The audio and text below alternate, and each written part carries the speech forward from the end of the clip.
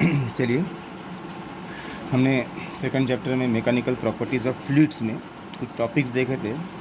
Last time हमने pressure के बारे में देखे थे, प्रेशर कैसा होता है, क्या होता है। अब उसके बाद हम न्यू टॉपिक शुरू कर रहे हैं, pressure due to liquid column. Pressure due to liquid column, ठीक है। अब लिक्विड कॉलम की मदद से किस तरीके का प्रेशर आएगा, तो इसके लिए अपने को क्या करना पड़ेगा, एक लिक्विड लेना पड़ेगा जो किसी एक वेसल में क्या है, रखा हुआ है, ठीक है। Let a vessel is filled with a liquid. फर्ज करो कि एक वेसल है जिसके अंदर क्या रखा हुआ है, लिक्विड रखा हुआ है, ठीक है। जैसा कि ये तुम्हारे पास वेसल है, ठीक है, ये वेसल है, इसके अंदर क्या है, लिक्विड, ठीक है, पूरा लिक्विड है इसके अंदर,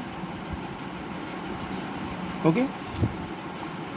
calculate the pressure exerted bye imaginary cylinder. इसके अंदर एक क्या करेंगे, हम एक इमेजिनरी सिलेंडर जो है नहीं, हम इमेजिन कर रहे हैं एक इमेजिनरी सिलेंडर जिसकी हाइट क्या है, h है, ठीक है।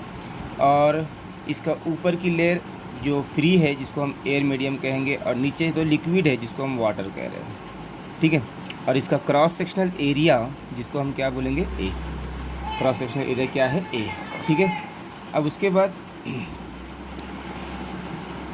इसकी जो लिक्विड है, इस लिक्विड की डेंसिटी हम कंसीडर करेंगे रो। इसकी डेंसिटी क्या कंसीडर करेंगे, रो, ठीक है, डेंसिटी रो कंसीडर करेंगे। अब जैसा शक्ल में दिखाया गया है कि एक वेसल है जिसके अंदर लिक्विड रखा हुआ है। Let us calculate the pressure exerted by an imaginary cylinder, okay, of cross sectional area A inside the container, container के अंदर, एंड हाइट h, इसकी हाइट कितनी है, h है। Let the density of fluid is rho. Suppose करो कि इस fluid की डेंसिटी क्या है, रो है, जैसे कि शक्ल में दिखाया गया है।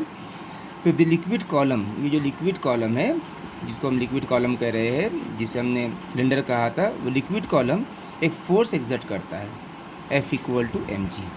हमको मालूम है F इक्वल टू mg क्या है, मगर वेट है, बराबर, विच इज़ इट्स वेट, जो इसका क्या है, वेट है। On the bottom of cylinder, ये कहाँ पे एक्ट हो रहा है, नीचे की तरफ, on the bottom of cylinder in downward direction, ठीक है।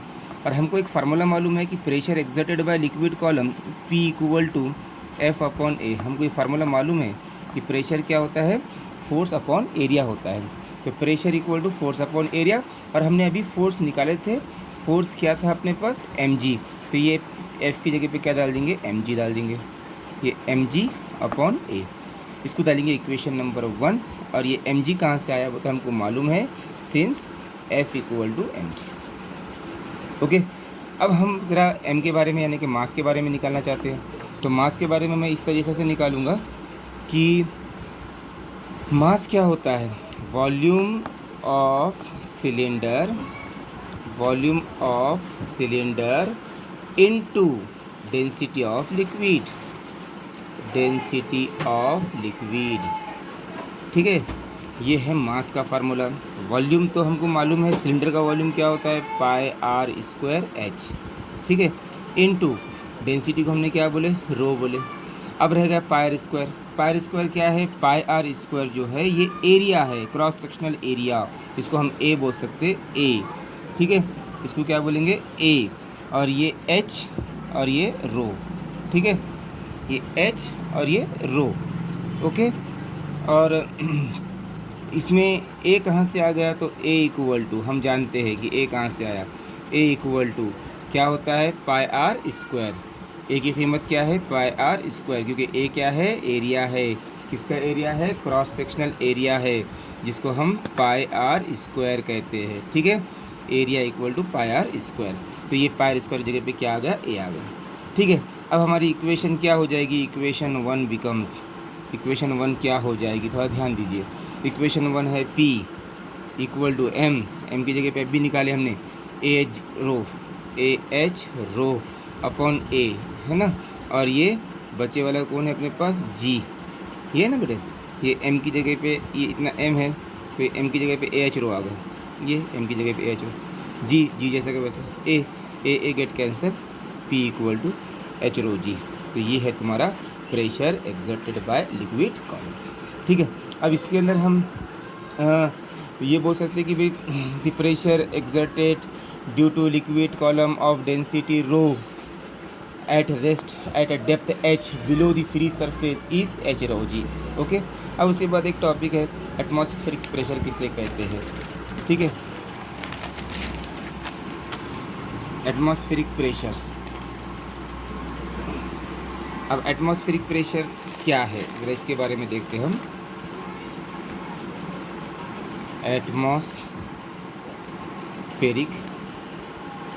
प्रेशर, एटमॉस्फेरिक प्रेशर क्या रहता कि भाई earth atmosphere is made up of, हम जानते ही ज़मीन, ठीक है, ये अर्थ है, इसके अतराफ में बहुत सारी गैसेस है, मुख्तलिफ़ किस्म की गैसेस है, ठीक है, जिसको हम इन्वोलप ऑफ गैसेस कहते हैं, तो उसे कहते हैं अर्थ एटमॉस्फेयर। और ये क्या है, एक किस्म का एयर टाइप में है, गैसेस है ना, तो एयर के कैटेगरी में आएगा, और एयर का में आता है फ्लूइड्स में आता है। तो हम ये बोलेंगे कि earth atmosphere is made up of a fluid namely air, it exerts a downward force, ये नीचे की तरफ क्या करता है, फोर्स एक्ट करता है, it exerts the downward force due to its weight, इसके अपने वजन की वजह से, due to its weight is called as atmospheric pressure, इसे हम क्या कहते हैं, एटमॉस्फेरिक प्रेशर कहते हैं। ठीक है, ये है तुम्हारा एटमॉस्फेरिक प्रेशर। उसके बाद दस एट एनी पॉइंट, किसी भी ज़मीन के किसी भी पॉइंट पर, दस at any point the atmospheric pressure is the weight of column. अभी इसको अगर हम कॉलम के टाइप में बना दिए, अगर कॉलम के टाइप में बना दिए है ना, ये एयर कॉलम हो गए, फ्लूइड कॉलम हो गए ना, तो ये एयर कॉलम की टाइप में है, तो इस पर ये पॉइंट्स है, ये पॉइंट है, या यहाँ कोई पॉइंट है, या यहाँ कोई पॉइंट है, ठीक है, तो ये सब के सब किस फॉर्म में है, एयर कॉलम के फॉर्म में है कि नहीं, सब के सब एयर कॉलम के फॉर्म में। तो क्या बोलेंगे, at any point atmospheric pressure is weight of column, her point पे एटमॉस्फेरिक प्रेशर क्या रहेगा, इस कॉलम का जो वेट रहेगा वही एटमॉस्फेरिक प्रेशर रहेगा हर पॉइंट पे, एट यूनिट एरिया, छोटे छोटे एरियो पर, क्योंकि हमने छोटे छोटे पॉइंट्स लिए हैं। ठीक है, स्टार्टिंग फ्रॉम द पॉइंट, जो कहाँ से स्टार्ट हो रहे हैं, ये पॉइंट्स है, जो ज़मीन के ऊपर के पॉइंट है, सरफेस के ऊपर जो पॉइंट है वहाँ से स्टार्ट हो रहे हैं, कहाँ तक है, extending to the top of atmosphere, ये वहाँ तक है जहाँ तक कि एटमॉस्फेयर है, जहाँ तक एटमॉस्फेयर एक्सटेंड किया गया है। दस एटमॉस्फेरिक प्रेशर इज़ हाईएस्ट। अब हम बात करते हैं कि एटमॉस्फेरिक प्रेशर ये हाईएस्ट होता है, ठीक है, कहाँ पर, at the surface of earth, this is very important point, surface of earth. Atmospheric pressure, atmospheric pressure, atmospheric pressure सबसे ज़्यादा होता है कहाँ पर, सरफेस ऑफ द अर्थ। ठीक है, एंड डिक्रीजेस, और ये कम होते रहता है, एटमॉस्फेरिक प्रेशर कम कम होते रहता है as we goes on at height, जैसे जैसे हम हाइट पर जाएंगे, ज़मीन के ऊपर ऊपर जाएंगे, तो एटमॉस्फेरिक प्रेशर क्या होगा, डिक्रीज़ होगा, डिक्रीजेस यानी कि कम होगा, as we go above the earth, above the earth, जैसा जैसा तुम ज़मीन के ऊपर जाते जाएंगे तो इसका एटमॉस्फेरिक प्रेशर क्या होते रहेगा, कम होते रहेगा। दस atmospheric pressure is highest at the surface of earth, that is, अब हाईएस्ट रहता है कहाँ पर, तो सी लेवल पर, समुद्री लेवल जिसे कहते हैं, सी लेवल पर क्या रहता है, सबसे हाईएस्ट रहता है। और ये डिक्रीज होता है जैसे जैसे हमारी हाइट बढ़ते रहेगी, और एयर कॉलम क्या होते रहेगा, कम होते रहेगा। एयर कॉलम कम कैसा होगा, अब ये ऊपर जा रहा, समझो ऊपर गए तो हम यहाँ पे आ गए, यहाँ पे आ गए तो हमारा एयर कॉलम छोटा होगा, और ऊपर गए यहाँ आ गए तो और एयर कॉलम क्या होगा, छोटा, यानी कि एयर कॉलम की लेंथ क्या होती रहेगी, कम कम कम होते रहेगी। Atmospheric pressure at sea level is called as normal atmospheric pressure.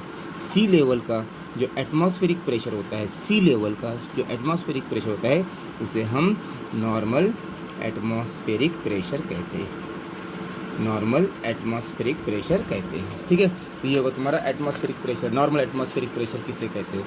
अब उसके बाद अब डेंसिटी की बात करते हैं। डेंसिटी की क्या बात करना है हमको, डेंसिटी के बारे में को डिस्कस करना है। तो density of air in the atmosphere decreases with increase in height.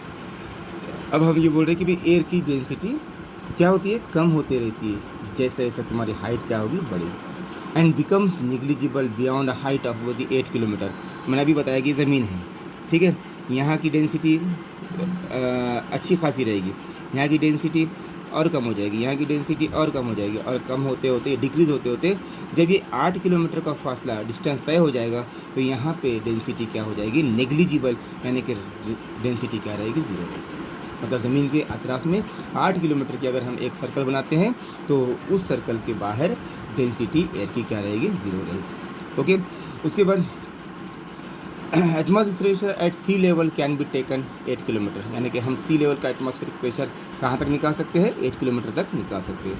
उसके बाद एक और एक चीज़ कि pressure the region where gas pressure is less than atmospheric pressure, यानी कि ऐसा रीजन जिसमें गैस का प्रेशर क्या है, कम है, किससे, एटमॉस्फेरिक प्रेशर से, ठीक है। गैस का प्रेशर कम है एटमॉस्फेरिक प्रेशर से, तो इसको कहते हैं वैक्यूम। क्या कहते हैं इसे, वैक्यूम कहते हैं, जिसमें गैस का प्रेशर एटमॉस्फेरिक प्रेशर से क्या हो जाए, कम हो जाए। और परफेक्ट और एब्सोल्यूट वैक्यूम किसे कहते हैं, तो ऐसा रीजन जिसके अंदर मैटर में ना एटम्स होते हैं ना मॉलिक्यूल्स होते हैं, ठीक है। ऐसा परफेक्ट और एब्सोल्यूट, परफेक्ट भी कहा जाता है इसे या एब्सोल्यूट भी कहा जाता है, जिसके अंदर क्या होगा, नो मैटर, यानी कि इसमें मैटर होगा ही नहीं, नो मैटर रहेगा ही नहीं, नो मैटर रहेगा ही नहीं इसमें, ठीक है।